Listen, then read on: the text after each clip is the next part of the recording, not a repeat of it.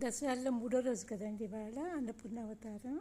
కంచి పరమాచార్య ఒక ఆవిడ వెళ్ళి నేను ఆఫీస్కి వెళ్తాను, అన్ని పనులు చేసుకోవడానికి అవ్వదు, ఏదైనా ఒక మంత్రం చెప్పరా అండి అని అడుగుతుందన్నమాట.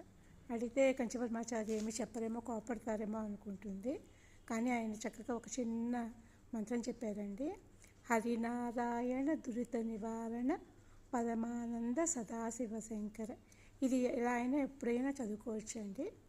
ఇవాళ సాబుదానాతోటి ఫాస్టింగ్ ఉండే వాళ్ళకి రెసిపీ అనమాట. పొంగనాలు సాబుదానా ఒక కప్పు తీసుకుని ఒక కప్పేమో సాములు అండి, సాములు రైస్ దొరుకుతుంది కదా, అదనమాట, మిల్లెట్స్ అనమాట. అది తీసుకుని అందులో మనం కొంచెం క్యారెట్, బీట్రూట్, కొత్తిమీర, పచ్చిమిరపకాయలు వేసేసుకుని, కారం తినను అనుకున్న వాళ్ళు మిరియాల కారం వేసుకోండి. ఇది ఫాస్టింగ్కి పనికొస్తుంది అనమాట. ఇవి మామూలుగా ఏంటంటే జారుగా కాకుండా కొంచెం దగ్గరగా కలుపుకొని అందులో కొంచెం వాటర్ వేసేసి సాల్ట్ రుచికి తగ్గట్టుగా వేసి కొంచెం వాము వేయండి, బాగుంటుంది. ఇలా పొంగనాల కింద వేసుకోవడం అనమాట. చాలా బాగా వస్తాయండి, చాలా మెత్తగా ఉంటాయి సాబుదానా వల్ల. సాబుదానా మనకి ఏంటంటే కలర్ మారకుండా బాగా వేయించుకోండి.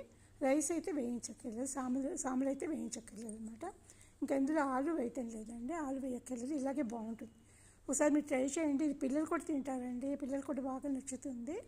ఇది పెరుగుతో కనుక తింటే కనుక కొంచెం చాలా బాగుంటుంది అనమాట.